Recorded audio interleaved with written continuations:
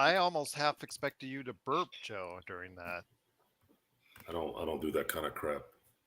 Okay, fair enough. And we're back with another episode of the Lakers Fast Break podcast. It's Gerald Glassford coming right back at you here from Lakers Fast Break, Pop Culture Cosmos, where we cover the latest news and trends in pop culture each and every week, twice a week, wherever you get your podcasts, but also as well, Inside Sports Fantasy Football. Chris and I are going to be talking about week 5 in the NFL. Hope your team is doing well in fantasy football. If it's not, you may want to go ahead and check out our thoughts this week, wherever you get your podcast, but also as well, of course, we have Joe Soro, LakersBall.com. Go ahead and check him out as his alter ego, Ox1947, at LakersBall.com. Plus, he owns a company you need to support and support if you can. That's based in Southern California. So go ahead, everyone in Southern California, go ahead and check out SimBlades. SimBlades with a Y.com. And of course, our good friends, LakerTom, who may not be the cheeriest person right now after he heard about who was running with the first team with the Lakers. But go ahead and check him out anyways at LakerTom on Twitter, or of course LakerTom as well, the number one Lakers blogger at Lakerholics.com, along with his good friend and ours, Jamie Sweet. He's Mr. Five Things at Lakerholics.com. Want you to go ahead and give a shout out to some of the channels that helps us out and supports us every now and then. And that's Lakers in 5 that comes on the chat every now and then. Truly appreciate it. Would love to have him on the show. Also, as well, Empire Jeff. He had a joint stream with some of his good friends like Dan the Lakers fan and more earlier today. So go ahead after our show, check out Empire Jeff TV. And of course, our good friend John McCallion, who reports he's 65 pounds down. Halfway to go. Looking to see if he can get that, probably not by the end of the month, but maybe by the end of the year. So 65 down, 65 to go. Go ahead and hear his inspirational stories and all the great talk that he has at the John McCallion channel. Speaking of YouTube channels you need to subscribe to, don't be scared, Sean. That little logo right there next to you, don't be scared. It's just Joe. I know it's got the beady eyes looking at you, but go ahead. If you're out there, click on the little Joe. That way you're subscribed and you'll go ahead and make sure you get the latest notifications on when we go live on the air with the latest Lakers Fast Break podcast. Thanks again for joining us. And yes, that time has now come for Lakers fans. Training camp has arrived. And I'm just so glad to say those words because that means the exhibition season is right around the corner. And after that, not too far away near the end of this month, of course, the season begins for the Los Angeles Lakers. And while it's day one, thank goodness everybody seems to be still healthy so far. That's the first and most important thing right there. There's some interesting little tidbits that came out of training camp day one. And here today to go ahead and talk about what went on in training camp are two great fellow panelists indeed. You need to know who they are? Well, I'll go ahead and get you the first man up, the first man here. Good man indeed. It is the man from Toronto. He did get out of Toronto traffic to go ahead and talk about training camp day one. It is the Magic Man, Sean Grice. And Sean, Shano, great to have you here, my friend. Shano-rific, what's up, my friend? Hopefully all is well with you. Day one is in the books. Training camp is now underway. And wouldn't you know, or wouldn't you like to go ahead and tell our audience who was running with the first team? The I don't know, was it gray shirts and blue shirts or something like that? But yes, who was running with the first team today in training camp? Gerald, so Johan Buha had a tweet that By the way, the Luca's favorite person in the world, and I'm kidding when I yeah, say that. Shout out to you, Luca. He's going to probably shout, he'll probably write a paragraph because I just said that now. But go ahead. shout out to Luca, yeah, Yes. great supporter. Yeah, so he said that the starters were wearing the purple jerseys and the reserves were in white. And the observation from everybody observing it was that obviously D'Lo and Austin were in the purple jerseys, Gerald, along with LeBron and AD. And the mystery man, was Jared Vanderbilt. There you go. All right. Very interesting indeed. I want to go ahead and make sure your internet is kind of going in and out. So you may want to pop back in and pop back out. So I'll get you back in here in a second so I can hear your thoughts on that. Also here today, good man indeed. It is the guy behind SimBlades, SimBladesWithAY.com. It is Joe Soro. And Joe, great to have you here, my friend. I'm going to bring in Sean and keep him on as long as I can. I just wanted to make sure because his audio was like going in and out. But Joe, I also want to hear your thoughts on this. Your thoughts on Jared Vanderbilt running with the first team. Sean, I'll keep you live as well. It's quite obvious that he's going to be the fifth starter because they need his length and they need his defense with a team that's going to be starting two guards that are not particularly good defenders, especially one-on-one. So we've already somewhat predicted that this is likely the case. So just look for Vanderbilt being the fifth starter. You already got confirmation that Austin and D'Angelo are starting at the guard positions, and obviously LeBron and AD will be starting on the other positions. What happens from here on out will depend on Vando's ability to keep teams honest on offense. I believe he'll play well on defense consistently, but then again, if he is subpar on offense, that might lead to him losing focus like he did last year in the playoffs. That's what I'm going to be looking for. I'm going to be looking to see if Jared's demeanor is the same as last year, because if it is, it's going to be a problem. He needs to not let things affect him. He needs to be like a closer who blows a save. You have to come back the next night and close that sucker and not think about what happened the night before. So that's the only issue that I have with Vanderbilt is his mental capacity to not hold on to things. And you could tell during the year last year, you know, when somebody has that like side smile and they're kind of like, you can see the body language kind of going in and out. That's what he had. So I'm hoping he understands that he needs to. Yeah, like DeMarcus Cousins. I think that's just how he is every day, 24/7, though. I think DeMarcus Cousins is irritated all day, every day, or uncomfortable, I should say. The positiveness out of training camp is endearing, but it's also like the cynical side of me going, I don't like hearing things like this guy is amazing. This guy's doing great. Oh, everybody had this and everybody had that. I tend to, every time I hear that, it tends to usually be just fluff. We're going to find out game one against Denver if all this stuff is legitimate, all this camaraderie and all this stuff. Because as soon as you start getting challenged, that's where you really need to show how good your chemistry is. So other than that, that's kind of what I'm looking. That's kind of what I got from today's first day in training camp. Again, for me, it was just about finding out exactly who right now they have envisioned as far as the starting line. Well, that wasn't going to be answered today. We all knew. You should have known that. Well, it seems like they're off to a good start on figuring out who that starting lineup is, and if they're having Vando run with the first team. You know, that was the original plan, though, with last year, with what we were joking about last night with Damian Jones. Maybe if you interview Darvin Ham tomorrow, he'll tell you that we don't know who the fifth starter is. And if you keep asking him questions long enough, he'll probably tell you at the end of the interview. Oh, there you go. Absolutely. But I still think Vando's going to be the one that's starting. But go ahead, Sean. Look, yeah, Gerald, I mean, we had a 751 percentage with Vando in the starting lineup after the trade. And we were 8-4 into the playoffs until we went in front of a bullet train that just went. Yes. But before that time, Vando was effective, and it's not. Look, everyone knows he's not a work of art offensively, never will be. He's a career 55% shooter from the field, Gerald.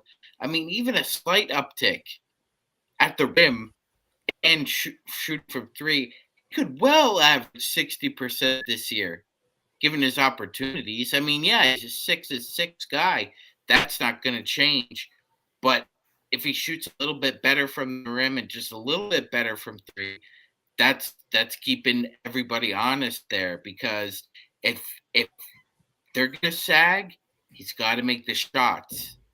So obviously, in practice, Gerald, he's been making the shots, or else they wouldn't have reinserted him back into the starting lineup for practice. I just think it's a sign. I think it's something that they have envisioned already that they're going to give it a try. I don't think it's always set in stone, Joe. I think it's something where if Rui just plays out of his mind and that he just seems so well, versed when you see him in exhibition with the starters that you just can't resist going ahead and starting him. I get that, but Rui's advantage was also coming off the bench. He was just so much better than so many second teams during the course of the playoffs, second team players. And then he just found himself on the court more playing starters. I just think it's a win-win situation if you have him coming off the bench. But then again, if you make him a starter, he says he's had to wait. The contrary to the reports that were out there about him losing weight, he's just at a weight that he feels comfortable with. He didn't have a dramatic weight loss or anything like that. He's just more toned in shape, and he feels that he can go ahead and effectively guard threes or fours. So it may come to the point where Rui starts, but I think right now they're envisioning, just by the fact that they had them run with the first team or on the right team with LeBron and AD in practice, that they right now see Vando as the starter. Yeah, Vando will have the opportunity to be the starter, but Rui is really the only player on this team that actually can play both sides of the ball and be relatively effective.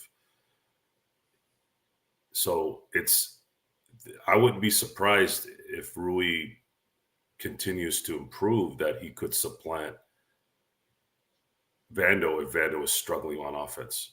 Oh, I'd see that happening, at some point in time, because you're right.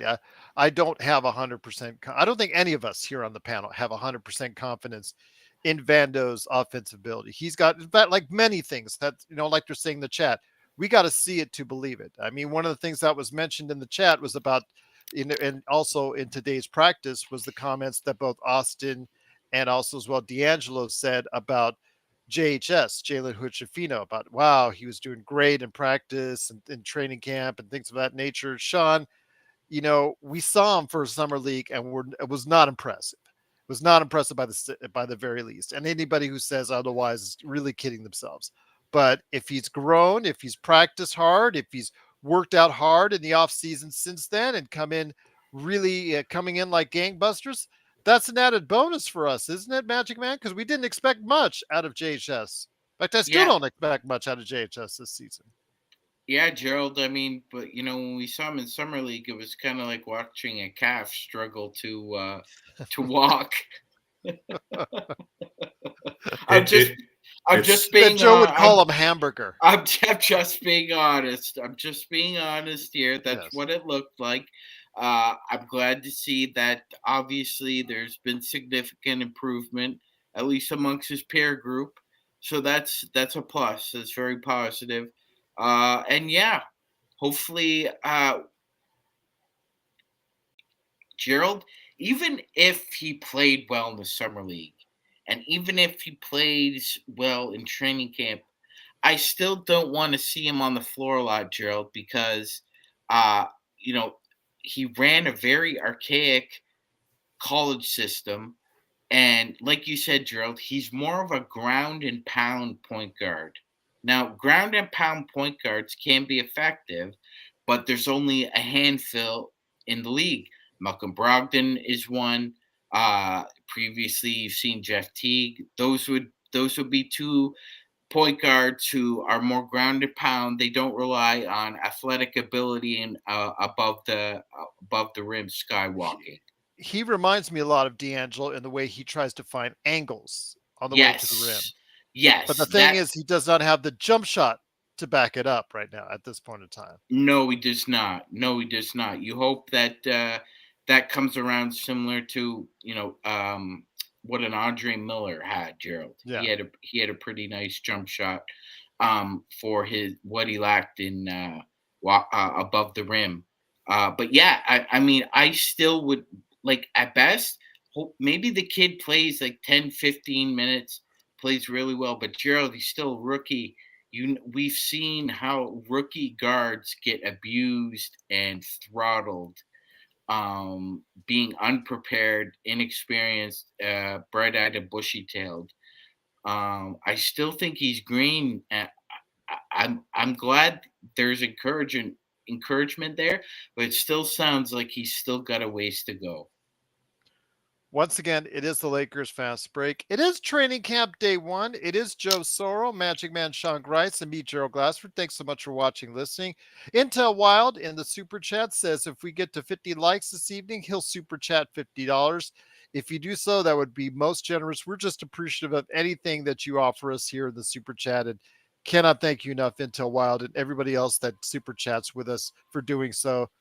Joe, when it comes to what you see and the news that comes out of first practice for training camp, I think the ire that has been raised with the smack talking and as far as the celebration and the coach dancing and all that stuff, as far as the smack talk by Michael, don't call me Mike Malone in Denver, in regards to that has raised a few eyebrows. We saw comments that were made by Anthony Davis yesterday in regards to kind of having a eye on that first game with more, just a little more bravado than normal.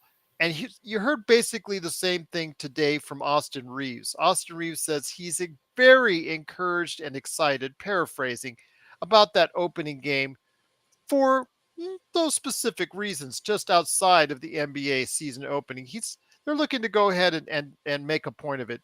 You had mentioned yesterday in your comments, you want to see this take place. You want to see them with a fire lit under them.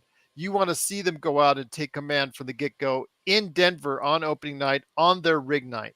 Your thoughts, my friend, when you hear Austin Reeves talk like this as well? The Lakers need to set a tone the first two games of the season. They're playing Denver and then they're playing Phoenix.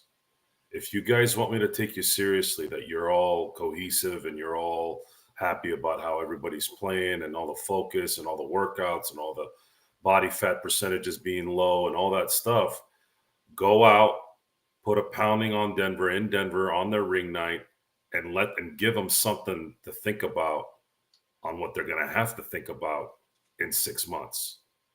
That's how you do that. Then when you meet Phoenix after that, show the current super team. Everything's a super team now, right?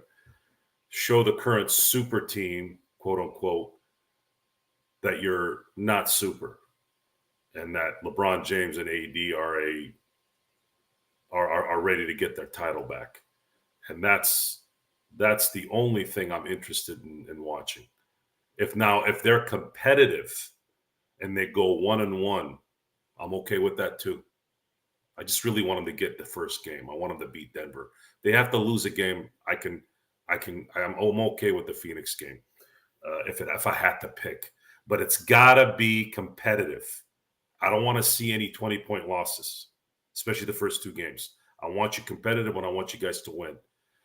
But if it's competitive in both games and you go 1-1, that's still a win in a lot of ways. So the talk, it seems like recently in all sports, just becomes a target that you don't want, because Denver's probably sitting back there going, once we start raining some threes on your ass, you guys are going to probably go hide in your little whatever chemistry lab that you guys have created, and that's how I would talk if I was Denver.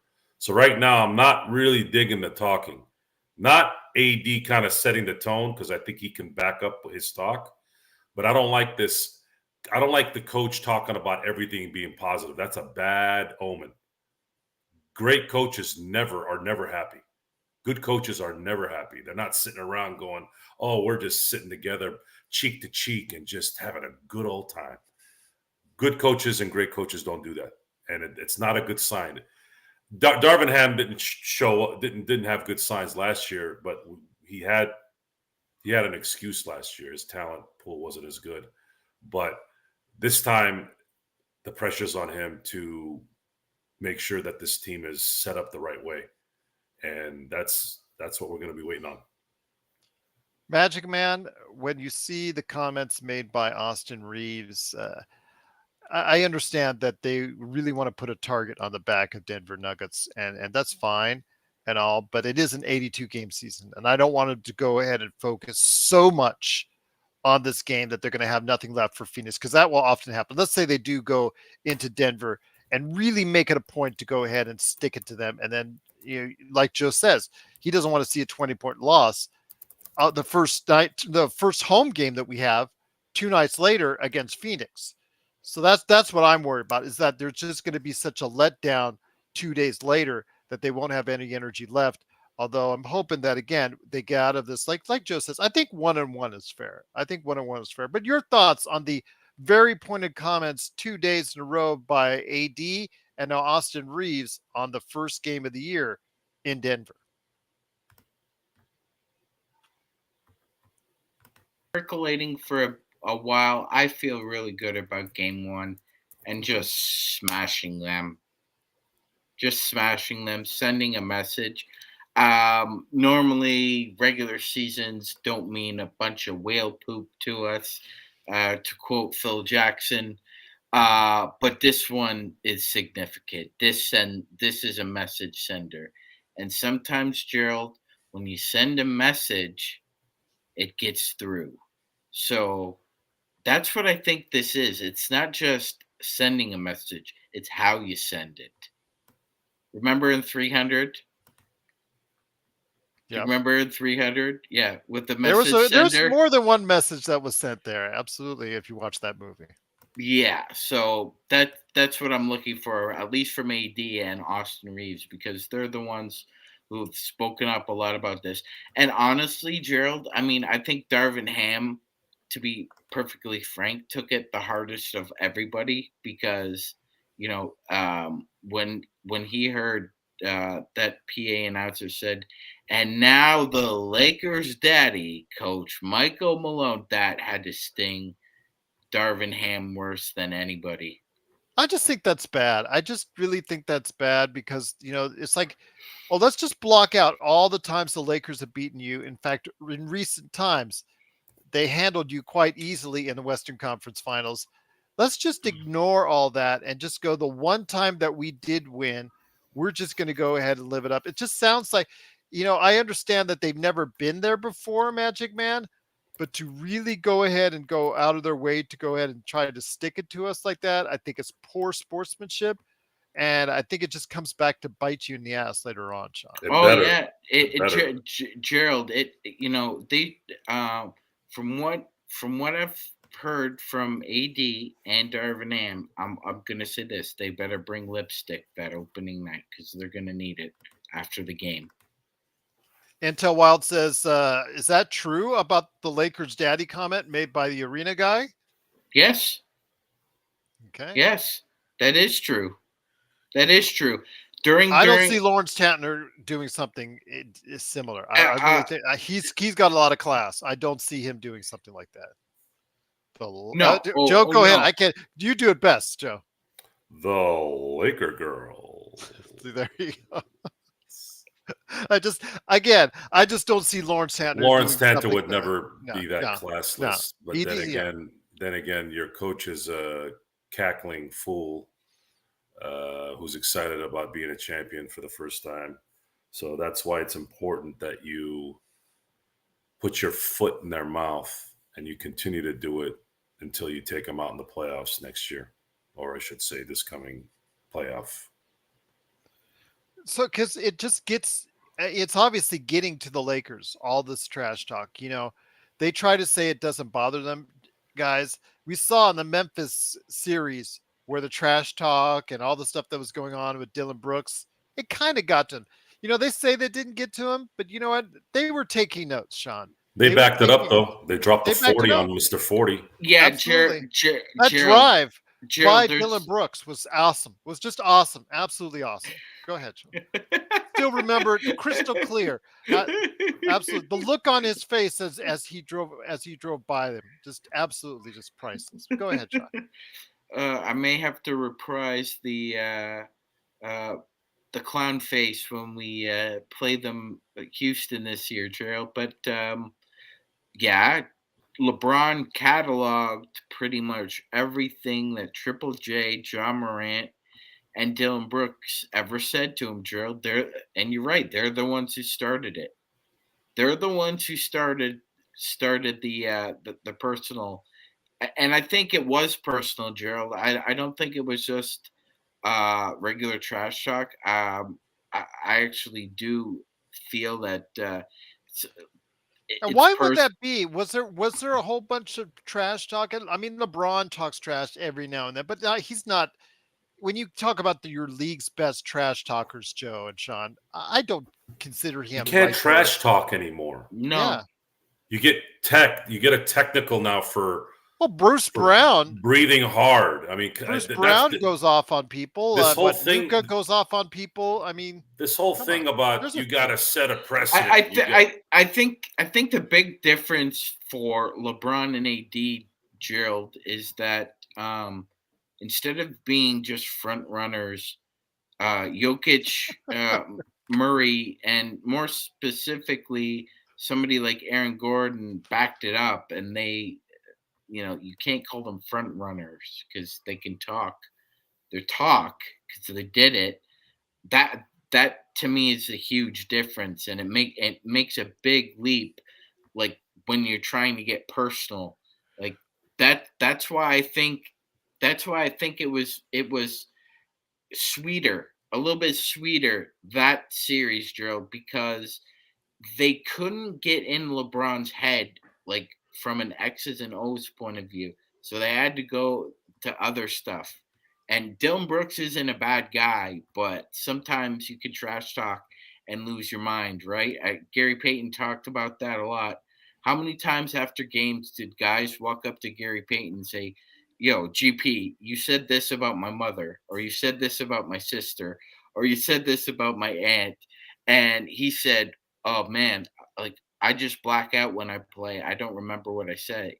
Well, Gerald, when you're LeBron James and you're Kevin Durant and you're Mikal Bridges, you're gonna remember this stuff.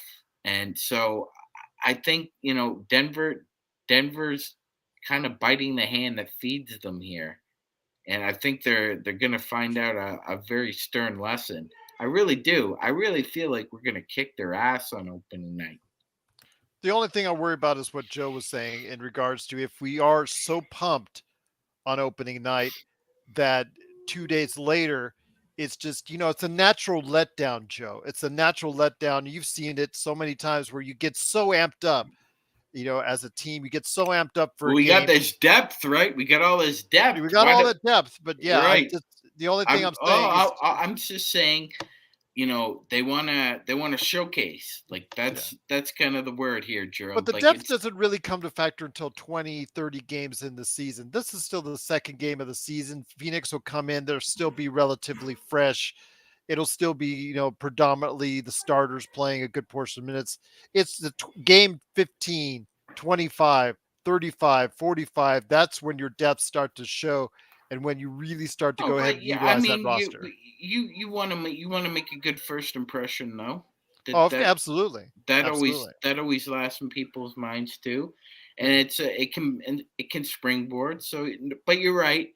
That's absolutely a possibility, Joe. I tend to think that if they do come out flat, it's not going to be because of a lack of energy. It's And it's just just going. game two. It's not like, we saw what happened 2-10 last year and look what happened, there. It's not like life will be over for us. And obviously you can't set these things. Competitive.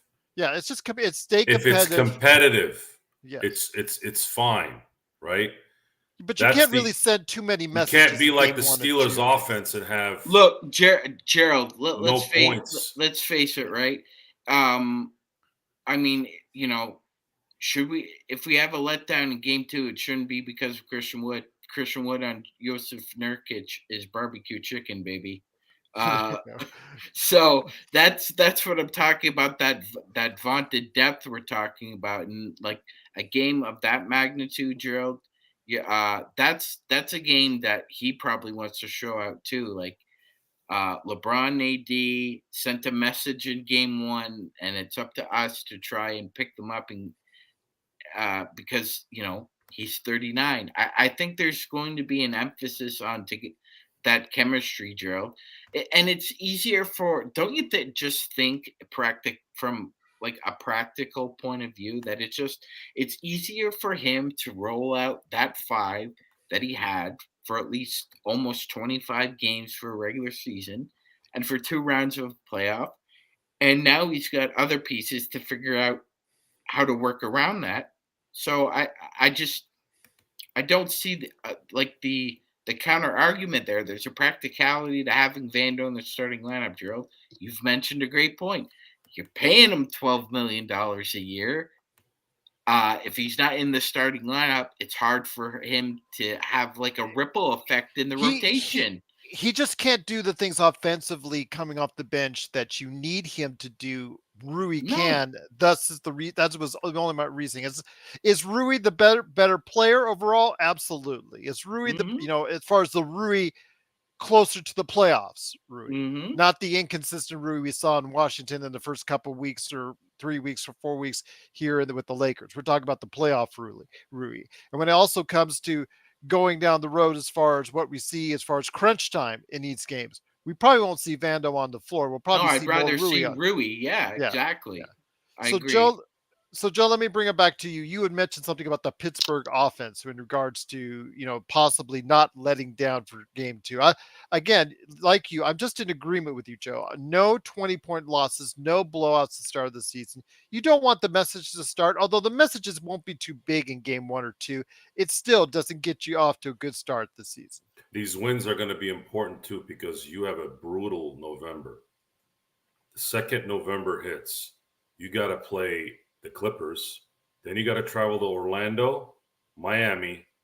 Houston's not a juggernaut, but that's a third road game in 4 nights or 5 nights. Then you got to go to Phoenix after that. Then you got to play Portland at home, Memphis at home, Sacramento at home, and then go to Portland. November is brutal. So you're going to really need to understand that you're going to need to win games. You're going to need to win games that matter. And there's going to be some games in there you're probably going to run out of gas or jet lag, whatever. And we can tell the difference between that and when you're not playing well, period.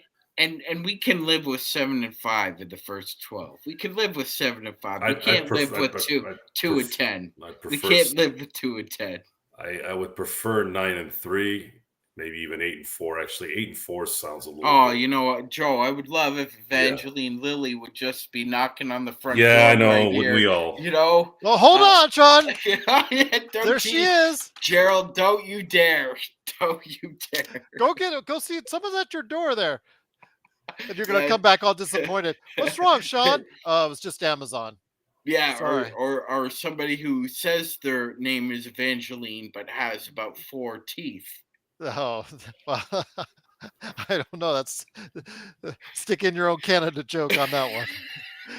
But Joe, the real reason I was talking about you had said something about the Pittsburgh offense earlier in as far as that's concerned. The issue is being competitive. Okay, so that's why Sean he was using the Steelers as an example. You played a rookie quarterback this last Sunday, a rookie coach, and practically half their team is injured, and you don't even compete. That's a serious lack of just terrible preparation. And you could say the talent is not up to par, but at some point your mindset and how you prepare your team is going to matter. I am right now, I'm sitting at a level seat with Darvin Ham. I really want to see what Darvin Ham does with depth, youth, and what he can, and 2 stars. I want to see how he handles this. It's going to be very obvious after, let's say, 30 games on whether he's capable of being the coach to this team. I don't like coaches who talk positive. It's not a good sign. It never is. I prefer to see a coach that's not comfortable. You don't see Nick Saban hopping around, smiling and doing jumping jacks. You don't see Bill Belichick doing that. It just, even Andy Reid, as amazing of an actor as he's become and funny as hell, when he's on that sideline, he's not.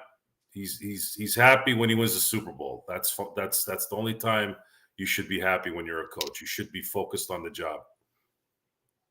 I think when it comes to what you're saying there in the chat, Scarlet and Blue, and welcome back. Haven't seen you in a while. Truly appreciate you coming back to us here at the Lakers Fast Break. Talking about he's Scarlet and Blue was observing as far as going off in a little bit here about the Damian Lillard trade, and he thought that why does he think in his perception why the Damian Lillard trade that Portland got less for that than the Drew Holiday trade? I think it's it all depends on how you perceive DeAndre Ayton, and then also what you chose saying the money. Scarlett, he made almost twice as much as Drew Holiday. That's why it's a problem. Trading money for players is difficult. But also the pick swaps. People forget about the pick swaps. If those two pick swaps cash in, that's 3 total pick swaps for Damian Lillard.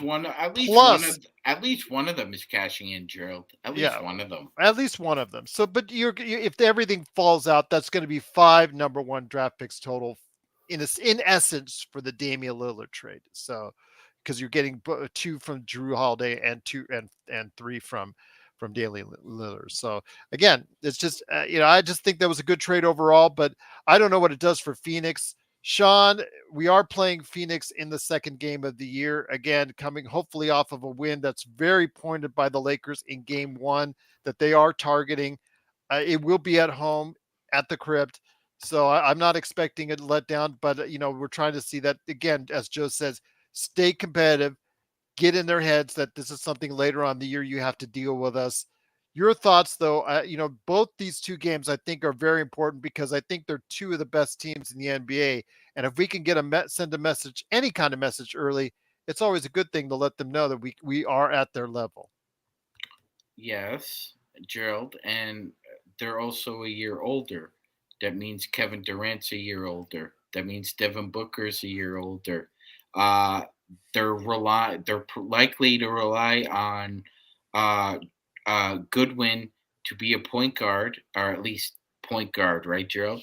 Mm-hmm. And Yusuf Nurkic in their starting 5. If you can't take advantage of Phoenix within the first 10 minutes of a game, good luck, because I think it's going to be lights out.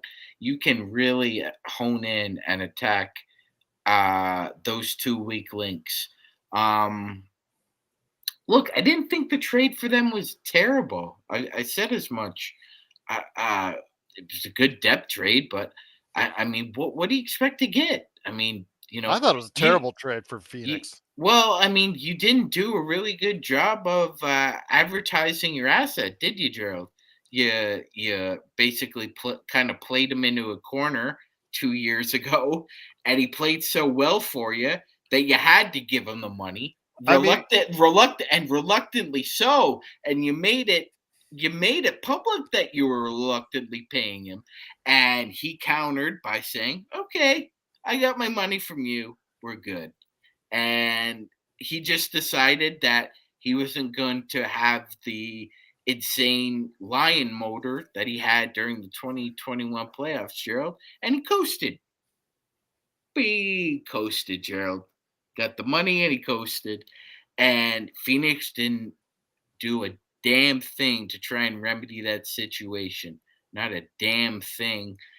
So for them, like, they can't really complain about the trade because you didn't really advertise DeAndre Ayton as A1. He was okay.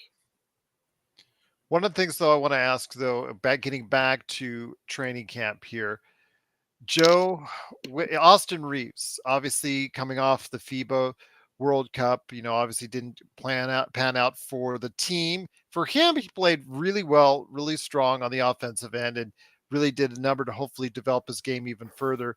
But they're being a little bit easy with him as we anticipated. We anticipated them going ahead and, allowing him to ease into action. They're not putting too much on him so far in training camp, which is a good thing because obviously he worked very hard in the offseason. He is 25, so he should be able to get back into shape relatively quickly, and he should be able to ease him into the starting lineup by the time exhibition season rolls around. But your thoughts on how they're handling Austin Reeves when you hear the reports about how they're not exactly pushing him full tilt to start off I with? don't see why they wouldn't. He's 25 years old. He's not even in his prime yet. He got essentially a month and change of early prep. His body's already acclimated to playing basketball competitively.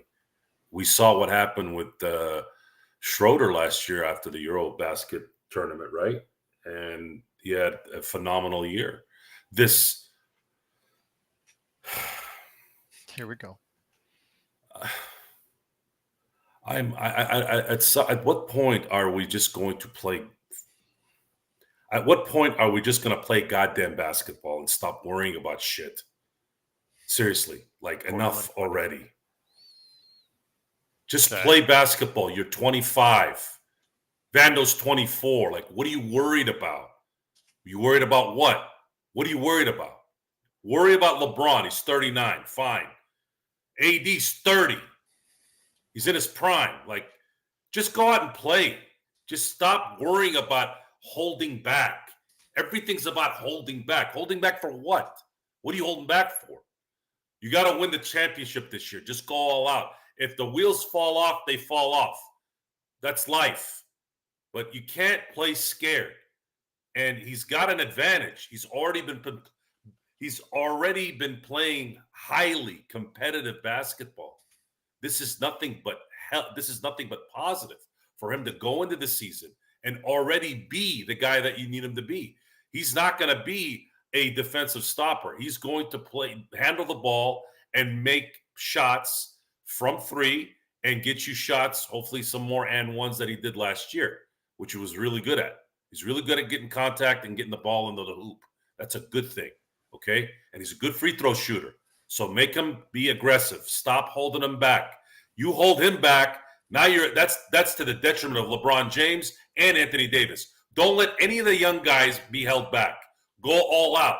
Run the gun. If you think you can have Austin run the break so that you can get an advantage, do it. If you can get D'Lo to run the break and get the pass going, do it. These guys are in their mid-20s. They are primed to play 82 games a year, 35 to 40 minutes a game. What else are we doing here? It's not. This is not about drama. This is not about being negative. It's not about any of that stuff. It's about nonsense. Okay? Pure nonsense. I don't like nonsense, and it's everywhere, and it's there all the time. I don't like rhetoric. I don't like yapping unless you're really proving it. Like, you got to be like Floyd Mayweather Jr. You want to yap?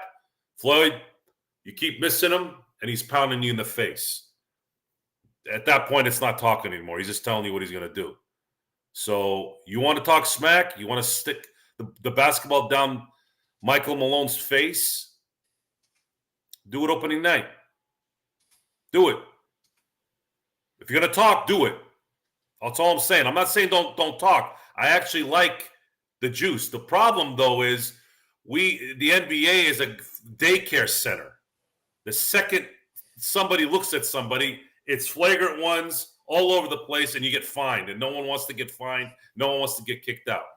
So I don't know what else you can do. If you I don't know. You just stuff it in the face of the opponent. That's it. Once again, it's the Lakers Fast Break. It is Joe Soro along with Magic Man Sean Grice and me, Gerald Glass. Thanks so much for watching this thing. If you're new to our show, welcome. And if you can, please, wherever you're watching or listening to us, whether it's on Facebook, YouTube, or audio on Apple Podcasts or Spotify, please subscribe today to get the latest notifications on when we go live on the air with the latest Lakers Fast Break podcast. Magic Man, before we get back to training camp, there's an interesting question that was brought up in the super chat by Intel Wild. And once again, thank you so much for the super chat. Truly appreciated. Your thoughts on this, Magic Man, as I bring you back live on Click There for you. Your thoughts right now although I'm sure it's subject to change, subject to maybe some tweaking of the roster here during the course of the season, whatever limitations that they have, because both are pretty much leaning, if not trying to dive into that second apron, that pool that Phoenix is already wading in at this point in time. Your thoughts, though, on a battle or a matchup between Milwaukee and Boston. Now, mind you, we haven't done our season previews. I haven't asked our entire crew to go ahead and give their preseason predictions or anything like that yet. Just right now, off the bat, your early impressions. If you were to see it today, who you think would pull it out? Okay. I think it's a 7-game series either way. I think it's I was great minds think alike. Me and Gerald, really good friends, thinking the same thing. Yeah, to me, that's a 7-game series. Gerald, it would honestly not surprise me if it was similarly to just the gauntlet that Seattle and Utah had in their 7-game series. That was like possession by possession, 3 yards in a cloud of dust. Ended in a game 7 drill. Karl Malone gets fouled, misses his 2 free throws, as Karl was kind of prone to do in the clutch, Gerald. Sean Kemp gets fouled, Gerald, makes his 2 free throws in the clutch, which is kind of prone of Sean to do. And Seattle wins. I have a feeling that Z's correct. I think it'll come down to Jason Tatum versus Giannis on who can step up. I would take Jason Tatum at this point a tick above, just because he has a jumper and a very good one, and Giannis doesn't have a jumper. I think that would be the huge difference. Also, I mean, Boston made that huge trade with Smart, but now they get Holiday, so it's almost a circuitous backtrack, circular around back to a kind of a defensive hound there, Gerald, which formerly played for the Bucks. So there's a lot of storylines there, but I agree with you. 7-game series. Uh, I'd have to pick Boston right now. Really? Because I actually kind of, just by the smallest of margins, pick the Bucks. But that's if, first off, Middleton can be Middleton. If you've got Middleton back to full health and he's playing alongside Dame, I think they just have two offensive, just guys from the outside that can really hit. And if you've got Lopez and Giannis matched up against Horford and Porzingis, 500-year-old Al Horford, and I don't know about his, brittleness, Mr. Porzingis. I don't know. I'm leaning Milwaukee, but it's like 51-49 just Yeah, right now. It's it's so subject to close. change. Subject to change. Darren said in the chat, who wouldn't love to see a Lakers Celtics final this year? The NBA would want to kiss itself if that happens. Also, Intel Wild with a super chat as well. Both these guys awesome with the super chats. Thank you so much. Joe, Lakers or Dodgers winning next. So I'll hit you one up. First up, Joe, who do you think will be, just in the beginning? Again, this is not our final predictions or anything like that, but just coming fresh off, the dust settling on these trades. Who do you pick between the Celtics and the Bucks and the Eastern Conference? Again, it's subject to change. My instincts say the Celtics. Okay. Because they were one guy away should he stay healthy, and Porzingis was the kind of player that they needed, and they were able to cover a little bit of Marcus Smart's ability with Drew Holiday. And Drew Holiday is not going to have to worry about anything on offense on this team, nothing. So it's a good mix. Whether Drew Holiday might be teetering down, because he did struggle a little bit in that Miami series. We have to see what happens there, but that was well. It's been a while. It's been a while since he shot well in the playoffs, Joe. And that's the point. The point is he's not going to have to worry about it. I think he's going to focus on defense, do what Marcus Smart was doing, but then you got Porzingis down low that can cover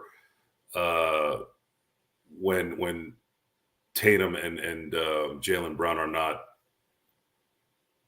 I guess, hitting their shots. Well, and if you really need a production there, you also have Derek White too. So I think Boston has a better top 6 than Milwaukee does.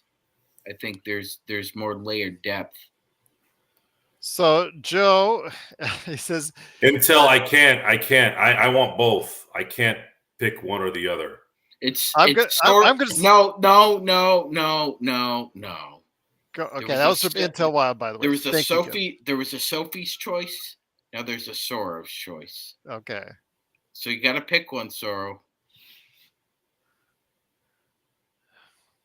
No. I'm going to say because Joe has no faith in Roberts. I'm going to say the Lakers. Because your lack of faith in Roberts has given me lack of faith in Roberts.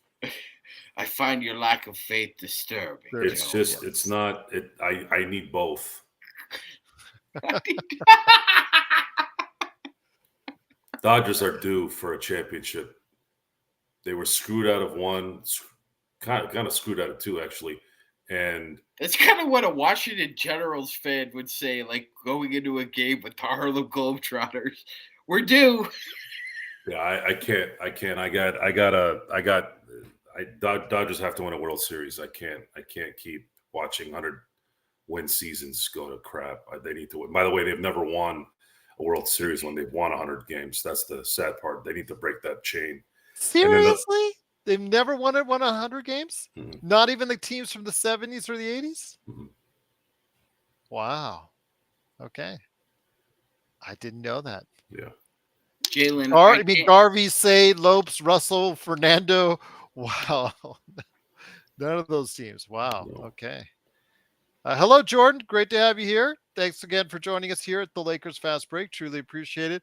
Magic Man, I'll send it back to you. You go ahead. Which will come first, Lakers or Dodgers, before we get back to training camp? Well, Dodgers will win first if they win it, and then the Lakers can win it in June. But who do you think will win it first? I don't know. I have to see the Lakers play, guys. I can't just guess.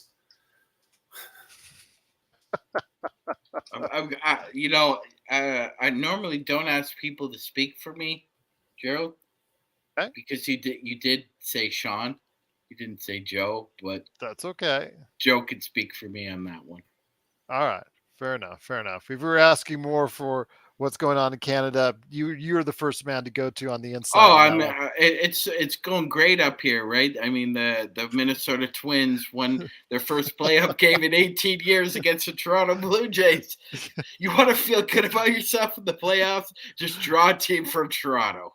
Man, I feel bad for you. The fact that the Raiders with their new assignment, your Raiders with their way they play offense with Josh Jacobs and Khalil Mack in the same backfield together, and how they go ahead and exactly. So just man, and then of course the fact it's a sad situation and with the Raiders in general. That's just a terribly run franchise. Mark Davis getting screamed at by a bunch of you got an ass chewing jerk offs. Look, I'm all for being angry with management. We've all done it, but you don't do that in front of their families and in their area. You don't do that. You shut the hell up and leave.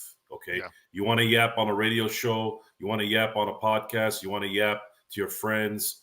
Whatever, on a message board? That's fine. You don't invade somebody's private life. I'm sorry, you don't do that.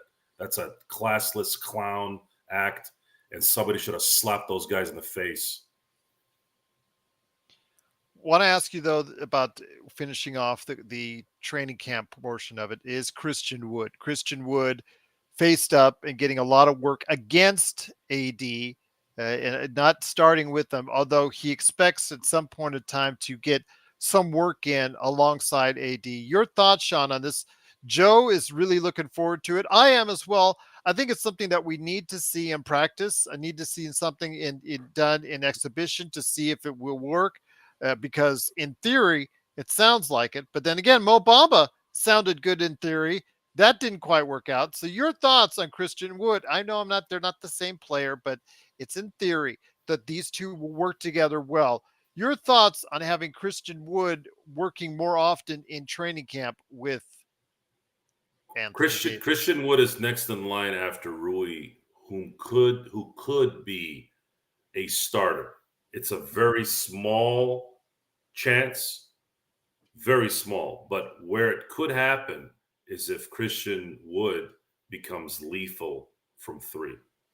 If they're putting in AD and Christian Wood in a lineup, and let's say they put Gabe Vincent as the point guard on a lineup, and then you have LeBron and Vando or Austin Reeves, whatever, and the floor is open, the lane is open, and LeBron is freely throwing the ball to open players, and especially Christian Wood, and he's hitting those shots.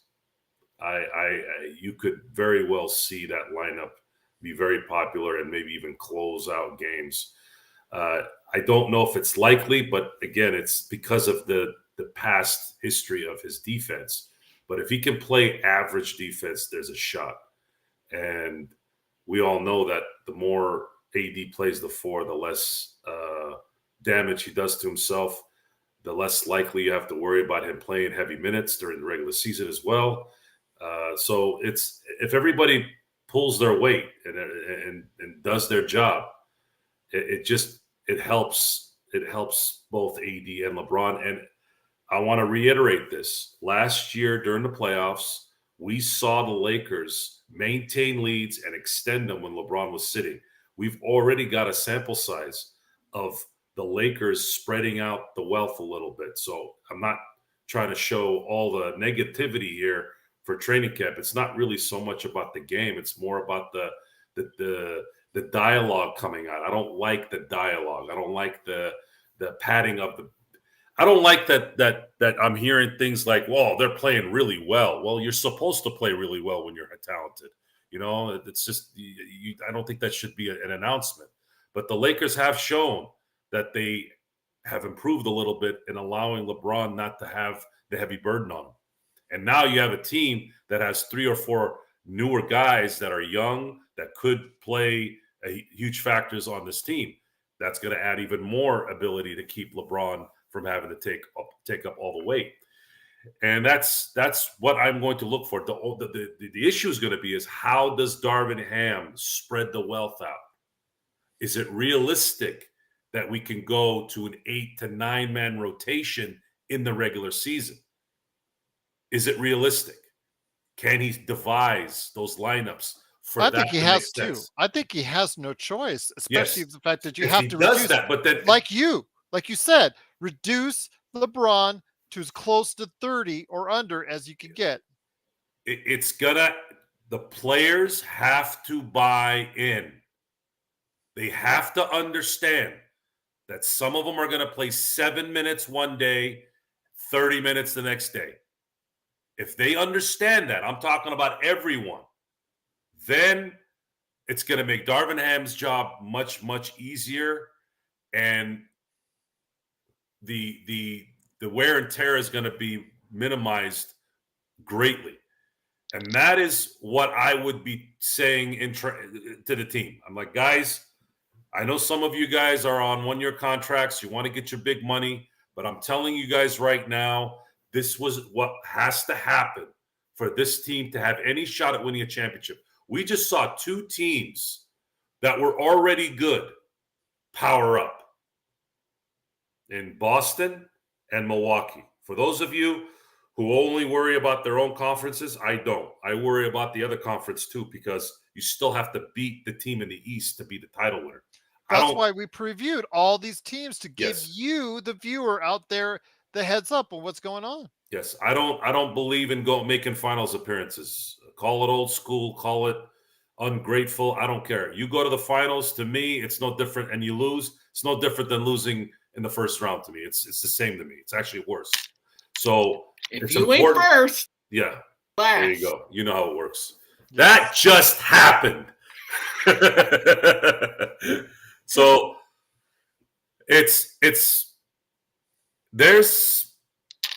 we're gonna find out. It's coming. It's almost here. It's exactly 3 weeks away, guys. We're exactly 3 weeks away, and we're gonna find out here. We're gonna find out if this team has it in them to make a run. Alan has a good question, though. Sean, I want to bring you back in here real quick. He's asking, would you all run a lineup without AD or LeBron? Because he thinks that's the way to get for both of them to get at 30 minutes. Now, Joe is not as adamant on getting AD as close to 30 as I am.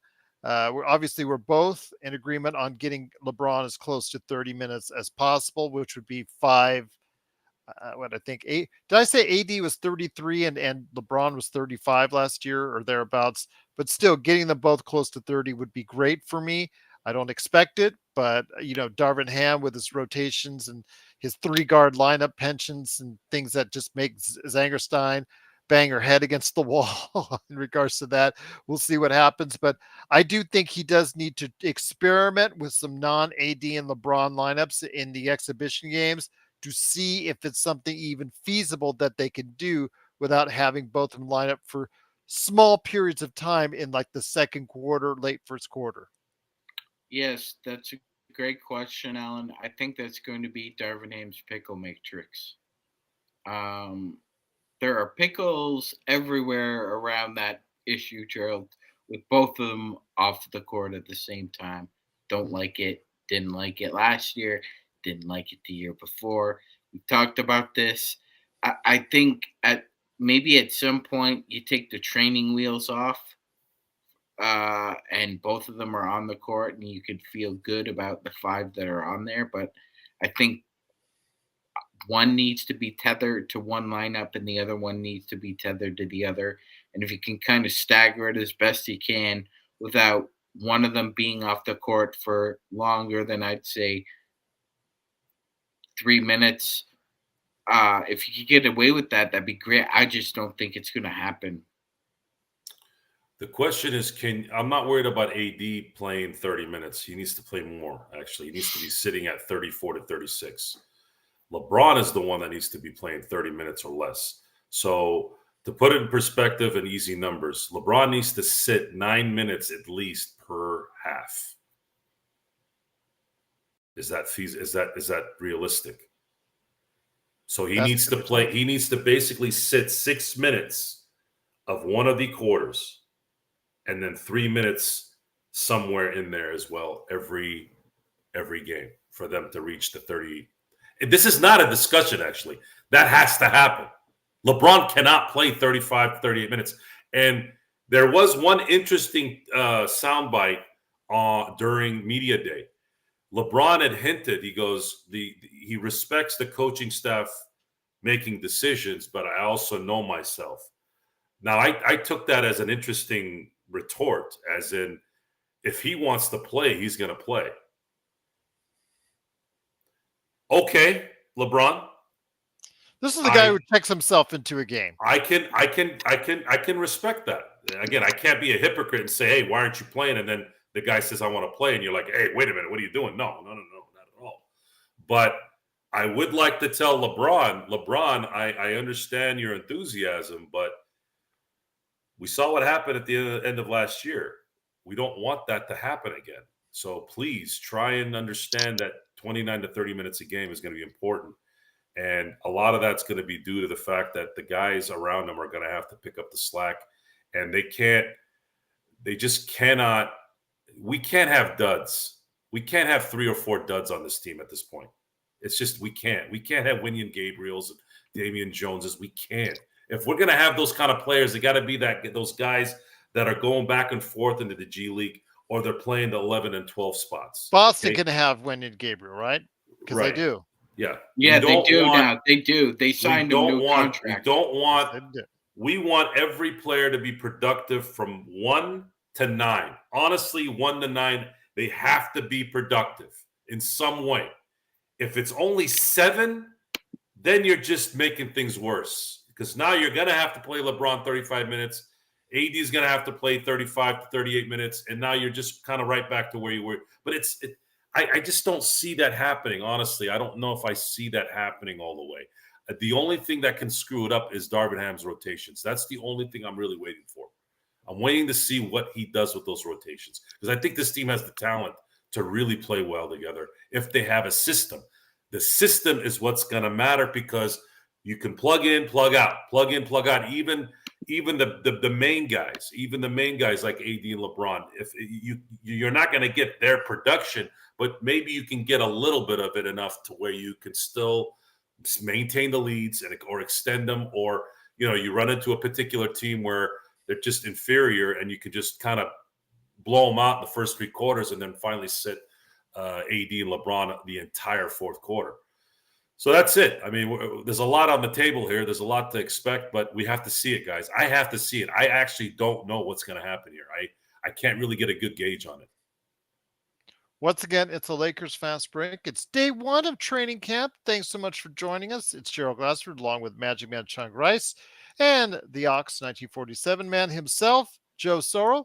Again, please go ahead and subscribe today to get the latest notifications on when we go live on the air with the latest Lakers Fast Break podcast. So funny because Pat Bev, Sean, in the comments has been mentioned more times, I think, in recent this tonight than I've seen in months almost. Talking about if Pat Bev has to recruit Harden to the 76ers. He's busy because Harden is expected to rejoin the team, the 76ers, tomorrow to end that fiasco, at least to some extent, although I'm sure he will not be the happiest camper in the world when he heads back there. Your thoughts on this whole Harden situation and just things as far as for the 76ers? They're a team that just seems to me like they're hanging on for dear life to relevancy.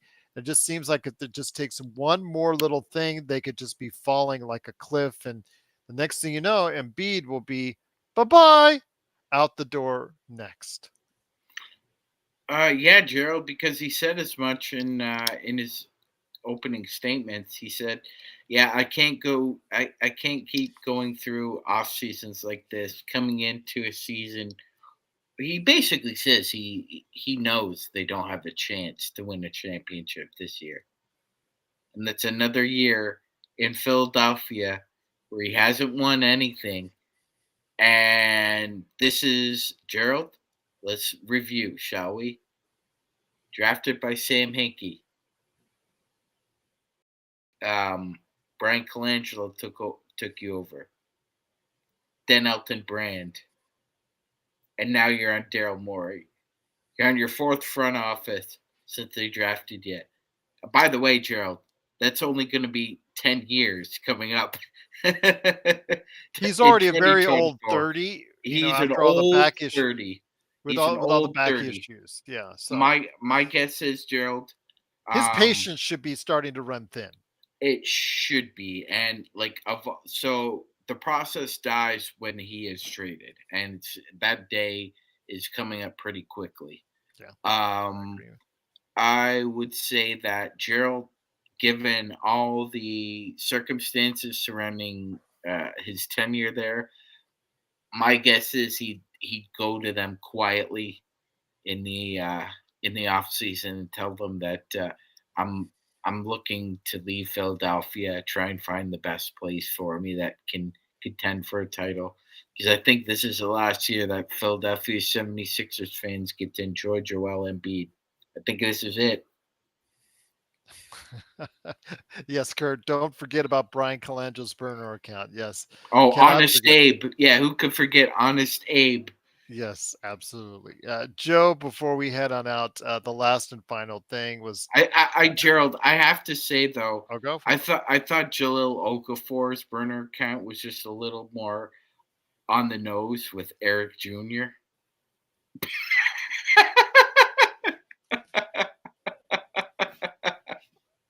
Could be, absolutely. He's the one who leaked that he failed his physical. So yeah. I would have gone at him if I could too. Well, at this time, Philly is just not handling it this all well. This is just a fiasco, and it's just it starts you off on the wrong foot before you even get into camp, and you just see the signs that where in the East the top 2 teams are loading up. You were the number 3 team.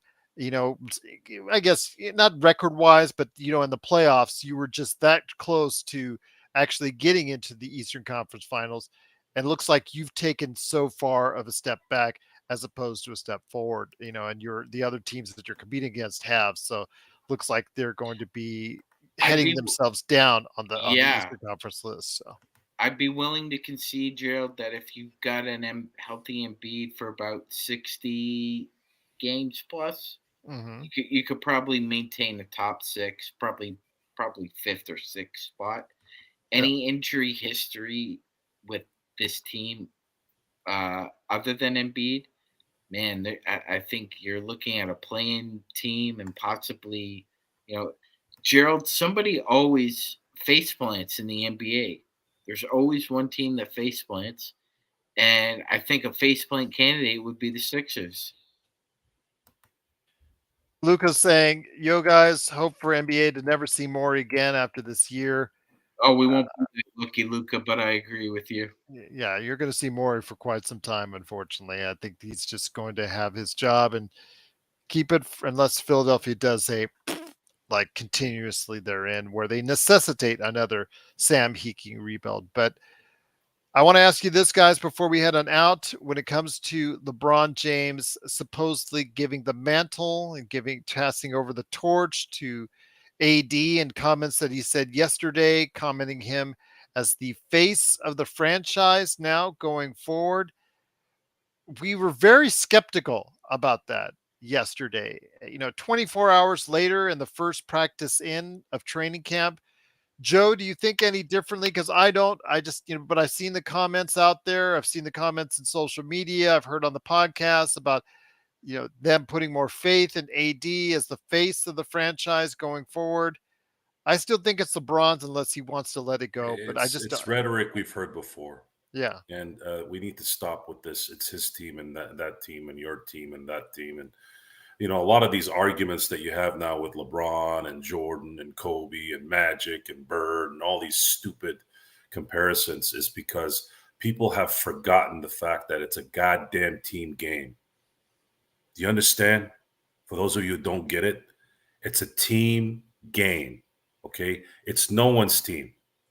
Actually, it is Jeannie Buss's team. If you want to be technical, it's Jeannie Buss's team. She owns it. You are players. You're a team. You need 5 guys on the court to play to win. And then you need 3 or 4 other guys to help you kind of rest. That's it. It's a team game. This is LeBron James, arguably the greatest player that's ever played in the NBA. What do you mean this is your team? What does that even mean? What does that mean?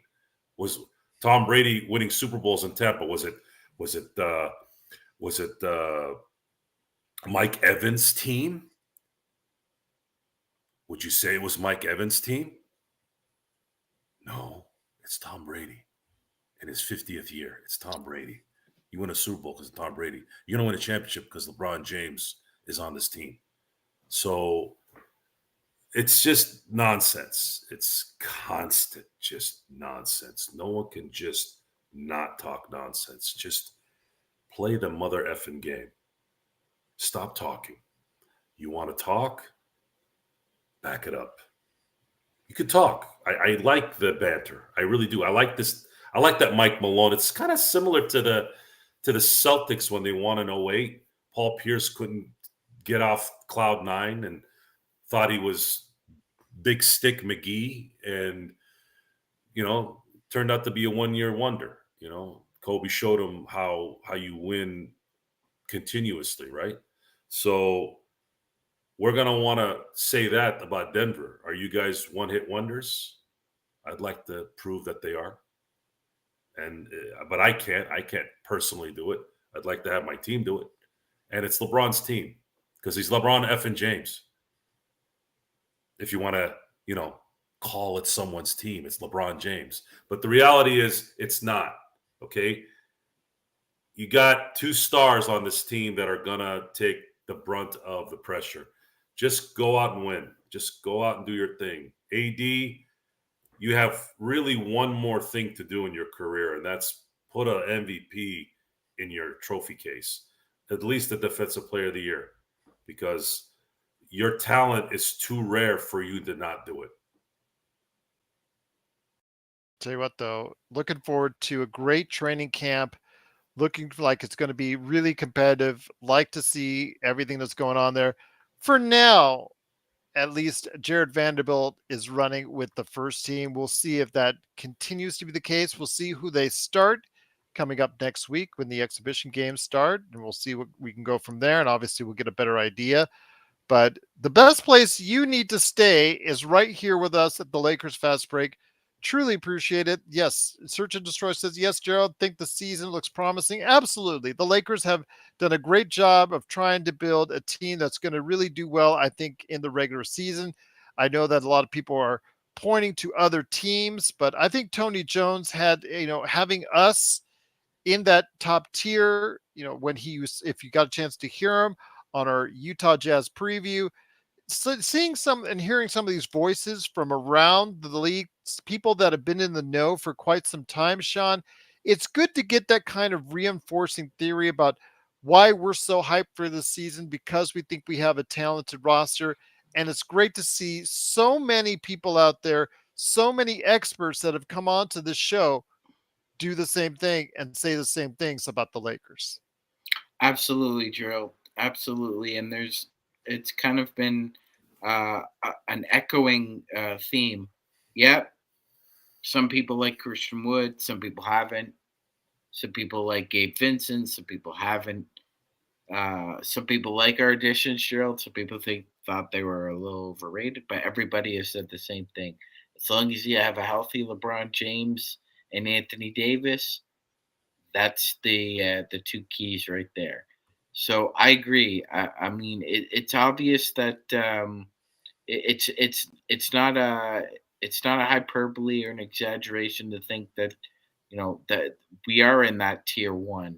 I mean, Johan Buha is certainly entitled to his opinion, Gerald, but so is somebody like Tony Jones, and so is somebody like Tomer Azerly, and so is somebody like Chris Dotson, who I've said, see the Lakers in the top tier. I'll tell you what, though, great to see the team healthy. That's the best words I could tell everybody out there, that so far everybody's healthy. Keeping my fingers crossed that they remain as such, because we're already seeing with other teams and other players out there that that's already happening as far as injury and the injury bug. Let's hope it doesn't get over to us here at the Lakers. We truly hope that that's not going to happen, but we'll see what we're going to go ahead and see during the And course of training camp. Yes. absolutely. And I think one thing needs to be pointed out as far as LeBron and the whole minutes. If you're not including Mike Mancius in the discussion, Gerald, Mm-hmm. then there's no discussion to be had. LeBron listens to one person and one person alone when it comes to his health, and that's Mike. Yeah. Mike's been with him for 14 years. If Mike says that he thinks LeBron can play 34 minutes a night, then that's what LeBron's going to do. So we're going to see it unfold, Gerald. I would just be, I just want LeBron to be able to relax, Gerald, on like a back-to-back or a 3 out of 4 and not push himself. Because I think that's where we're at this point. It's, if he needs to play an extra 3 minutes in the fourth quarter because we need him, that's one thing. But, if you're playing Houston or if you're playing Washington the next night, I mean, does LeBron really need to see action in that game? So I think it's just going to be a game by game situation with LeBron in the minutes. I just want to comment on something that's going on in the chat, Sean and Joe. I know that we're not the biggest Jovan Buha fans like LakerTom, who is No, we are commented. not. Yes, No, we are not. and I know Joe's not the biggest Mike Trudell fan either. And Well, I know neither am I. Joe can speak for me about Mike Trudell too. Dave I McMenamin. don't dislike Mike Trudell. He's a piece of toast. He's just toast. I don't like toast by itself. Well, I'm going to get to the point here. And then Dave McMenamin, obviously he's the I'm the talking lead his writer. professional thing. I'm sure he's a nice man off air. Yeah, and no, I get that. I I'm just saying, don't like sycophants. I don't like company men, because a lot of the reasons why we have all these problems is because of these guys. guys like this with this kind of mentality, right? You can still be loyal to your business and loyal to your employer without being a kiss ass. And sucking on a hole like it's buttermilk. There you go. Exactly. So it's just I don't see. The other thing is, what is the purpose of that? What is the purpose? And we talked It's almost about like you this. two set that up for each other. It was classic. Well, Very good. I think the reason why it was set up so well is because we've already sort of talked about this off air about what's been going on with Well, quite a bit off air. I could Shams attest to and that. Wojnarowski. It's this it's this. This is supposed to be journalism, right? They're Well, supposed I to be wanted to get to a point. reporters. Let me go Go ahead and ahead. I'll get Go it ahead. back to you. Go ahead. Dave McMenamin, he's the ESPN beat writer because they booted Ramona Shelburne off that beat. The thing is, none of them started out as Laker fans or Laker beat writers. They all became from other areas. Like McMenamin's from Philadelphia. What Trudell's from back east as well, if I'm not mistaken. And Jovan Buha, I guess he was the Clippers. I didn't know that the Clippers beat writer before he was given the Lakers job. None of these top Laker writers that are out there were given, or were Lakers fans growing up, or if they say they were, they're probably kidding because they're all from other different areas and worked as beat writers for other teams before they were given the Lakers job. Is that not correct, Magic Man? None of them I see as far as like, I've been a Lakers fan from the get go. Then all of a sudden I was given the Lakers beat writer job and everything's been gravy ever since. I don't hear those things from them. They're all come from other areas. And I'm not saying that's good or bad. Sometimes it gives you a little bit of objectivity, but in the case of Trudell, you're right. He is a company man. He knows where his checks are being paid at. He knows who's writing them. So obviously he's got to be, dancing around the tulips quite a bit. So he'll come off to someone to Joe as someone like that. So I'm just saying that when you guys in the chat, say we don't like this guy, we don't like this guy, we don't like this guy. They were this before, they were this before. Virtually all of them, Sean, were something else before they were writing for other teams, sometimes in other sports before they actually came over and wrote for the Lakers, Sean. Yeah, absolutely, Gerald. Perfect example is Baxter Holmes. Baxter Holmes wrote for the Celtics, and then he decided, yeah, I'm going to write for the Lakers, and I'm sure no one will notice the difference. Well, everybody noticed the But now difference. he's just the lead investigative Investigative reporter on reporter the for NBA. a Yeah. year. Yeah, Yeah. exactly. I know he had to Roles cover the change. Clippers. I know he had to cover the Clippers, but that's only Poor because man. that was just because of media day for all these teams, and they needed spread coverage. But he's their lead investigative reporter covering all the teams. In fact, he did a Yeah, great job on the Phoenix thing. I do want to compliment him on that for uncovering all that stuff that was going on there. But yeah, it's just these are just they I bounce mean, around. yeah, They all Gerald, bounce around. Gerald. Before the Low Post and before he worked for ESPN, Zach Lowe was a writer and then a co-editor on a small blog called Celtics Bride, Gerald. Yeah. Yeah, So I mean, it's just that simple. I mean, they're all once you get to that level, you're just looking for gigs. You're just looking for gigs. You're just looking for wherever they tell you to go ahead and go to. When you get to ESPN or Fox or anything like that, or the Athletic. But I understand that there's a lot of vitriol against Jovan Buha. I haven't liked a whole lot of what he said. Some of it's what his appearance he made on that podcast. Some of what he said was valid. Some of what he said was not. But then again, it's purely how you see it and how you evaluate it going forward. But I know Luca's not a big fan of Jovan. I know that other people aren't big a fan of Mike Trudell's. Again, these guys, you take them for what they're worth as far as whatever, as far as they say. But the thing is, you have your own opinions, and we're just glad to hear them here at the Lakers Fast Break. But Joe, finish off on what you were saying about these guys and why they sometimes irritate you so much. Well, it's not so much irritation. It's not their purpose is to come out with the information first. And I've gone back and forth on whether that does it really matter if I know at 3:03 or 3:15. Who cares? Like, why do people care? Why do I don't need to listen to every acquisition. I just realized I had Woj and Shams on alert on Twitter. I'm like, what am I doing? I got it off. I don't need to listen to Wenyan Gabriel signing with Boston. Who gives a crap? It's just that the only good thing about Woj and Shams is free agency. That's the only time they have any worth to me because they're reporting on people that are signing contracts. After that, they're useless. Or when they get the draft pick 3 minutes ahead or 5 minutes ahead of Which what is the draft is. stupid, by the way. Which is completely stupid. I just turn it off. I just watch TV. It helps our The coverage though. it's what coverage? When we cover the draft. Eh, Eh, eh. eh.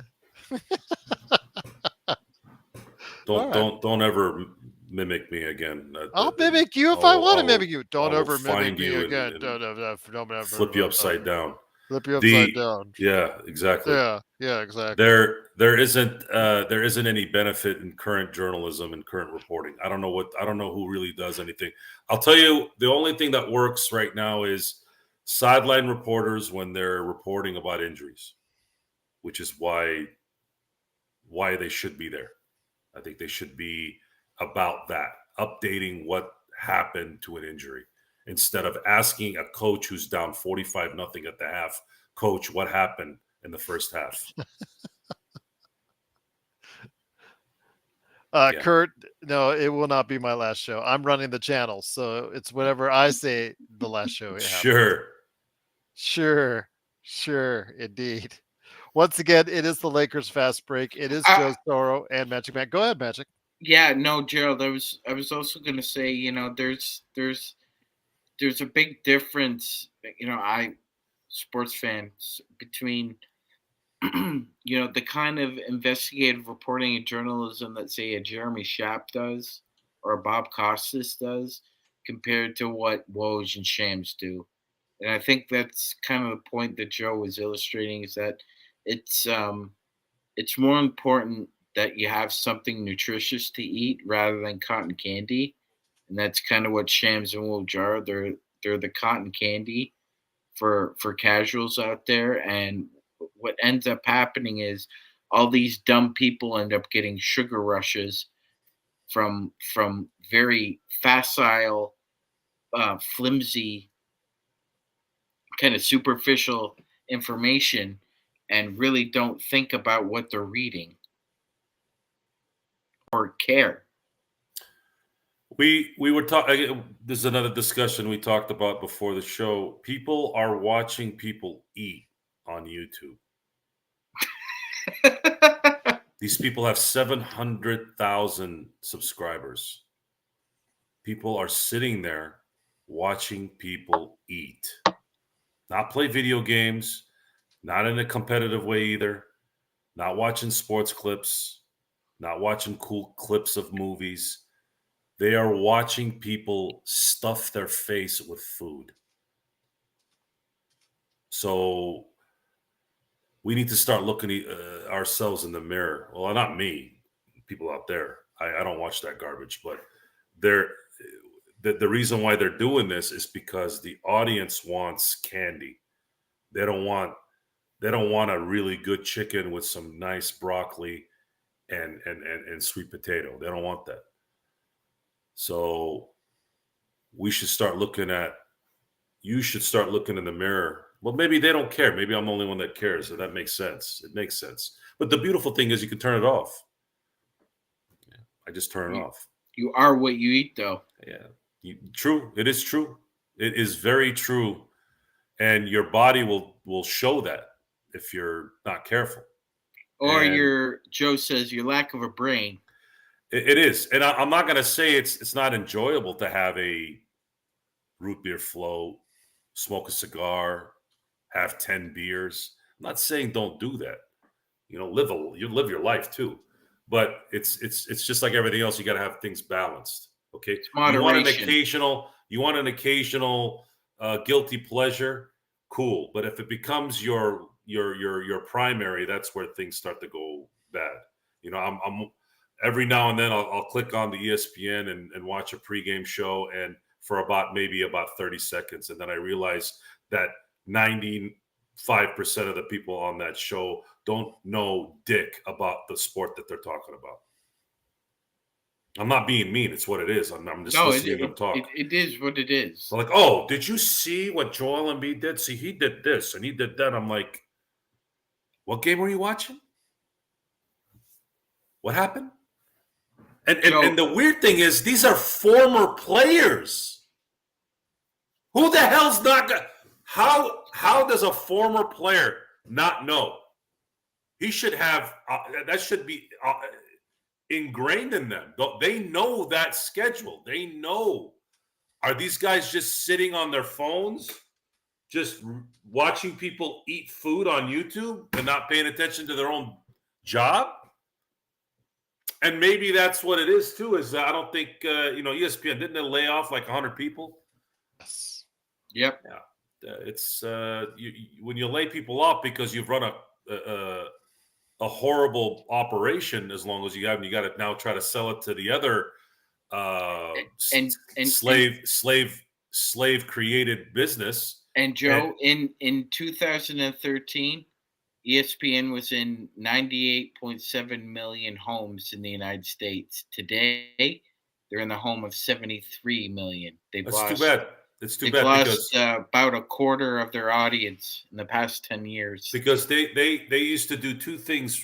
They're still doing something very well, even though they haven't really been doing a lot of them. The 30 for 30 documentaries absolutely lights out. They have killed it doing those. Awesome.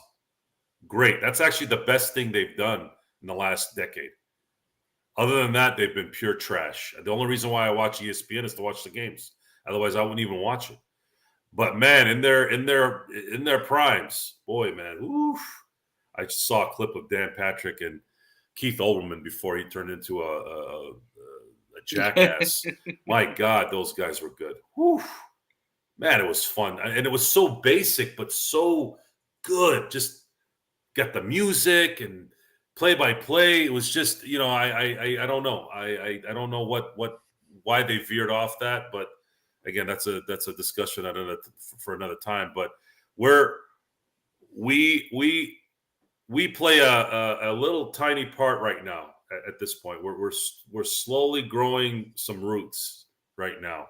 My hope is that we become the standard in the next 5 years for good discussions on the sport.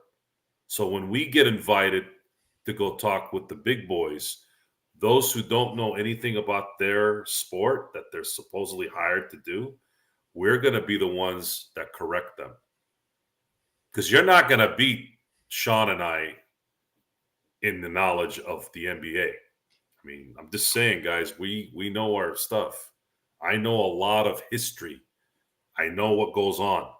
It's just what it is. Sean might actually be a little bit more invested in the 8th and 9th guys on NBA teams more than I am. I'll admit that. But all it takes is maybe a month for me to get acclimated back into that if I really, really need to. But again, I do have a life. I'm not saying Sean doesn't have a life. I'm just saying I got to figure out how to do all that in 24 hours. Oh, and by the way, I got to sleep 7-8 hours, right? So you'll sleep when you die. Right. But the point is, we're in a position. I keep telling myself when I go on 3 hours sleep. We are in a position. We are in a position here, a small position where if we keep ascending to where we want to go, maybe we can right the ship. Because I don't think it gets discussed enough. I know we see Charles Barkley and Shaq being the clowns that they are, and Charles has made millions of dollars being a clown. And I don't mind the fun part of stuff. I get it; it's fun, it's enjoyable. People want to be entertained, but I'd like to do both. I'd like to actually have someone who's actually giving you relevant information on top of the fact that they're doing a juggling act. Curter Fair said, and I was going to say, but he actually answered what I was going to retort back to. Hard to watch the talking heads. They're just constant pot stirring. You're not getting any real conversation or knowledge. Then it just took me when I read that about 2 seconds to realize, Sean, we're talking heads too. But then he quickly corrected himself on that. I mean ESPN and Fox, not you guys, of course. So yes, thank you, Kurt, Okay. for the clarification. Well, we're still We're talking nothing. heads, though, literally. We're not anywhere near where those guys are. And Yes, it just in the literal sense, but but not what we're gonna find out is it here in the next few years we're gonna find out if what we say There's matters. been a shift. There's been a shift, Joe. We talked with the Mavs guys. Those dudes see it too. Yeah. There's been a huge shift, change. All right. Now this is when the tectonic plates shift and leverage goes to somewhere else. Yeah, I hear what you're saying, Joe. But influence is a funny thing. You can have it for 5 minutes and then never have it for the rest of your life.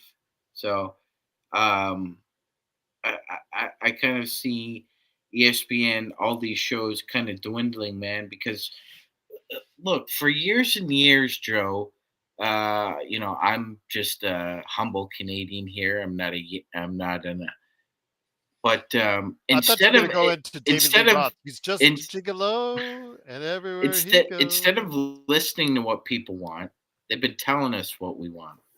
Yeah. They still haven't learned this lesson. So that's why people's opinions, Gerald, and influences and attention are shifting to shows like ours because we don't BS. And Right. To piggyback on what my cohort said, my friend, this fried chicken dude, I tried to hold my tongue with that guy, Gerald, but the fact of the matter is that I haven't seen him in a while. Hope he he comes tried. back. He tried to be really smart the last time. He provides good entertainment for us, and Joe usually just kind of enjoys that every now and Well, then. he did hijack my interview with Gage Bridford and tried to be. You're right. I agree with you there, and that's obviously So going beyond the bounds. yeah. So that's not going to happen again. Well, that's why there's this. You're as a moderator, my friend. You always have the privilege of a I know, silence button I know, but I just or a wanted timeout. I just wanted to kind of reiterate what Joe was saying is that if you come into this house, Gerald's house, with the wrong kind of attitude, you will be bent over, and it will be a sandpaper finish. My gosh, man, Joe, what have you been teaching? I'm not playing around anymore. I'm seeing like Ahsoka. I haven't even seen the last episode yet. I'm gonna do it here after I finish editing the show. But I see like Joe with like Balin Skull, just just in the dark with the cape and over there, and there to his right is the Padawan, Sean Magic Man Grice, because of the rule of two. There you go. Well, Training him. it's liberating when you can speak freely. Okay. And not give a crap. I'm telling you right now, the greatest gift you can give yourself is not giving 2 craps on nonsense. You get up in the morning and you really truly are at peace. It really is true. And when you start to get in society, we talk about the Trudells and the ESPN people. These people they're trying to fit in. Sean, you know what movie I'm talking about, right? Yes. They're trying to fit in. So let's use. I'm gonna use my high school life as a microcosm of society. I wasn't a part of the preppy group, but I knew them. I hung out with. It was usually the girls. I'll be honest. It was just the girls I wasn't interested in. But I played ball with the boys. I wonder why. I played ball with the guys. We played football from Pop Warner to the end of high school. So I was acquaintances with them. But I had my own crew. I didn't hang around a group. Not the stoners, not the geeks, not the preppies, whatever. I had my own crew. Okay. So Joe Crew. Sure, if it makes you feel better, cool. So now let's fast forward to now. It's still the same way. If we end up being famous and we're around a bunch of celebrities, it's not likely I'm going to be hanging out with these guys anyways. I don't really necessarily want to, because most celebrities are sloppy in real life. If you've been around them long enough, they're not really the kind of people you want to be around typically. I don't like dirty. You know me. That's true. I've said it 100 times. Why I don't like Vegas. I don't like dirty people. Get the freaking hell away from me. I don't like nonsense like that. Okay. If you're a nice person, you're normal. It doesn't matter if you're married, not married, whatever. You can quickly know how people are very quickly in that. And we don't need the establishment. We don't need the preppies to be who we are. We can bring a following, especially now with technology being what it is. We can be at home on our own equipment, broadcasting to the world. So might as well take advantage of it. Now, whether people care down the road to make us relevant, that's what we're finding out right now, right? Right? And then at some point, the big boys might see just like the Pat McAfee, right? He was this podcast guy, all of a sudden became the best. He's a punter. Mm-hmm. I don't think that has anything to do with anything. Give everybody. He was a very good punter, Gerald. His show, good punter. His show. By the way, Pat McAfee did a Gerald Glasser today. Oh, dear God, help me. You want to hear what he did? Yeah, go ahead. So he's interviewing Aaron Rodgers, and Aaron Rodgers calls Travis Kelce Mr. Pfizer, and then all of a sudden you just see Pat McAfee do one of these. Because that's a sponsor for ESPN. Besides the political, never done that if he was on his own show. Now he's on ESPN. Now it turns into this.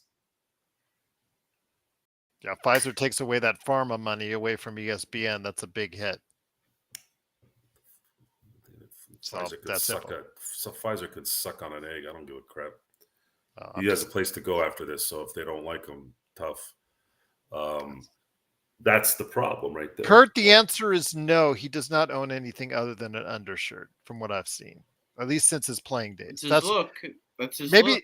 Maybe that's why he retired. He had all of his clothing provided for him by the football team, and then since then, his rant on Troy Polamalu jacking up his touchdown is one of the greatest rants, if not the greatest rant on radio. Yeah, could take him or leave him. I can. Who? I could take it or leave him. He's not really. I think he's the greatest ever, Gerald. Oh, good God! You him and you Colin love kissing Cowherd. his ass. You love kissing him, Joe Rogan's ass. I don't kiss men, dude. I mean, you gotta get that out of You were just about ready to right there. You were puckering up. I love Colin Cowherd and Pat McAfee.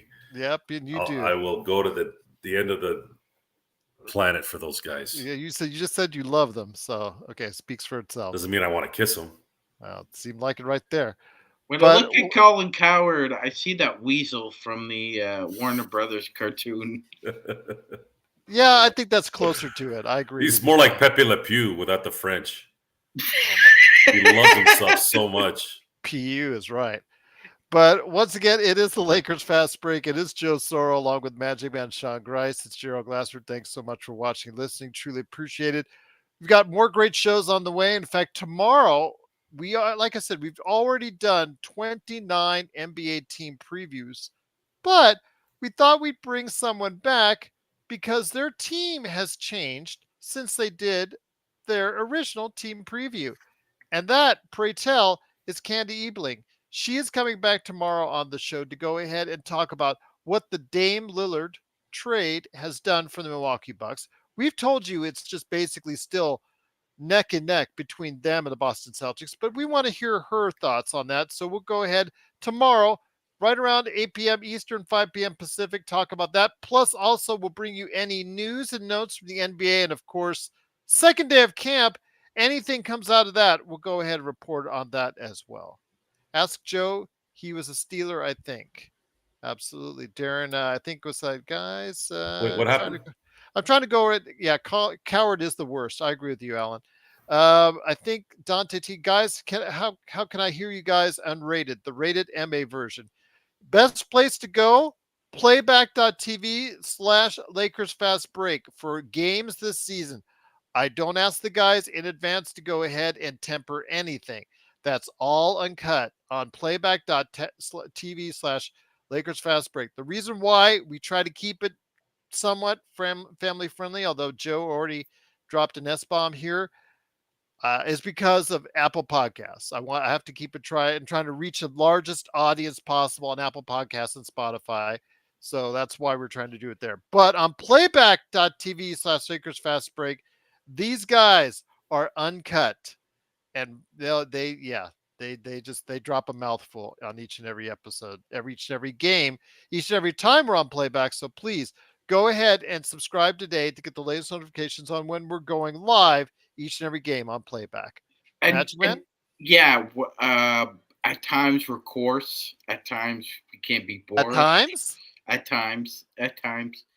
But what we say is in the heat of the moment, and it's more funny than it is objectionable, especially when I'm swearing.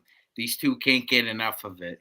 Well, I'll tell you what as well. So one of the things we're pondering as far as memberships and as far as that's concerned, I know that Darren is already a member of our Spotify membership, and we're trying to think of something special, something on the side, something that we don't give to the normal public out there. So we might be doing some maybe some hardcore uncut audio podcasts for you, or maybe some type of members only YouTube shows or something like that, which these guys can just go ahead and let it rip. So something like that, because again, memberships are something that people ask for, and people have been asking about. So definitely, we're going to go ahead and take care of that. And I do want to note that we have not forgotten about the merchandise store. I know that we said that training camp that we would go ahead and have it up and running. We plan to do it during the course of training camp, right around the exhibition start. It is getting in the final stages, Joe. Is that correct? Just working on a couple tweaks, and then you've got everything ready to go, my friend. Is that correct? Yeah, there was a last tweak this morning, and the next setup will be to have it go live during training camp. Okay. And as far as shows, guys, stay tuned. Something is in the works. Something of more of an individuality setup. Well, I mean, Kurt, these guys, it's about hardcore. If you listen to playback.tv, these guys just say whatever they want to say. It's whatever they want to say. It's a premium channel. It's like watching network TV drama versus HBO drama. So what's the difference? Secession. They drop as many F-bombs there all the time. You can curse on premium channels. You can make, comments that are not of the adult manner, not just curse Always words. politically correct, NSFW. Not politically correct, because politically correct societies are, I can't really say it right now, but I'll say it on playback. I talk about hot yoga a lot. Yes, there you go. We don't care about political correctness. How about that? Does that make sense? Yes, but that's playback.tv/Lakers Fast Break. And if you do want more special YouTube type shows, private to our own members that are just basically go off the cuff, we'll be able to do that as well outside of our regular show. If you really want to do that, we'll set up a membership plan and we'll go from there. Plus, it'll give you other things like valuable emotes and emojis that you'll be the only ones to have access to as members, and all that good stuff that we can offer you. So we're coming up with that. If there's a demand for it, we'll bring it to you right here at the Lakers Fast Break. But again, we truly appreciate the time that you take out of your day to go ahead and check out. Playback has a comment section. Yeah. Oh, yeah. Dante. Absolutely. It has a comment section. The problem is it has a comment section that keeps on running and running and running and running. And you can probably, if I scroll down far enough, Sean, I can see what somebody said like 10 months ago on it. That's one of the few flaws in it. But yes, Dante, during the course of the game, we will see and you will see all the comments. So yes, it's free. As far as I know, the only hitch is I think that you most likely need to have a streaming platform to watch concurrently with us. Otherwise, you'll only hear us. You won't be able to see the game concurrently with us because they won't let you see the game for free. You have to have your own way of getting it. But yeah, playback.tv/Lakers Fast Break. Sean and Joe, you've been great on it. You know, we bring in Nick. Laker Nick is actually more on that show, on that channel, than he is on this one. He has more time for that one. So great to have him there. Jamie's been on there, LakerTom. We got to get Empire Jeff on there. We haven't had Jeff on Playback TV yet. We've had Tom on there, Jamie. We've had John McCallion. John's been on there quite a few times. Yes. Yeah.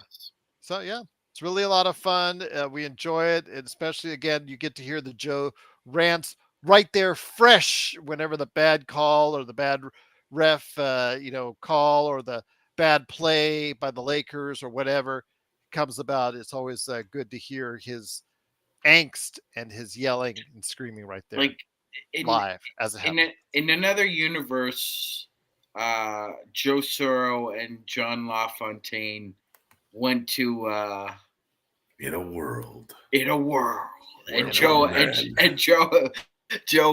got the job. I still got to get that trailer for on the Playback channel. It has a trailer to try and suck people in who are new viewers to Playback to choose and see if they. So I still got to make a trailer of that. I'm trying to figure out one of Joe's best rants on Playback to do just that. And maybe I could. It's just so hard to take all that because it all comes as one block, 4 hours of footage. Yes. So yeah, and you got to try and make a short out of that. I've been looking through it as well. Good luck. I haven't found anything yet. Well, we'll find it. For rest assured, because there's plenty there to choose from. Search and Destroy says Joe needs meds, but that's another movie entirely. Yep, there you go. There you go, indeed. But once again, it is the Lakers Fast Break. Truly appreciate you joining us. We'll be back tomorrow with Candy Ebling, and if anything else warrants in regards to training camp, injuries, trades, anything going down in the NBA, we're going to report it. We're going to talk about it, and we're going to keep you a part of it. The best Lakers chat room that's out there is always the best Lakers chat room anywhere is the Lakers Fast Break. And of course, everybody out there, the best Lakers show that you need to keep in tune with and tell your friends about is none other than us right here at the Lakers Fast Break podcast. Shout out, chat. You're the best. Have a good evening, everyone.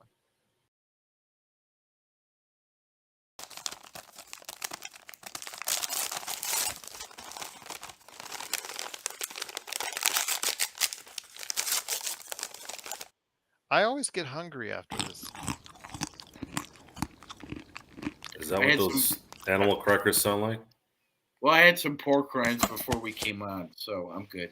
Nice.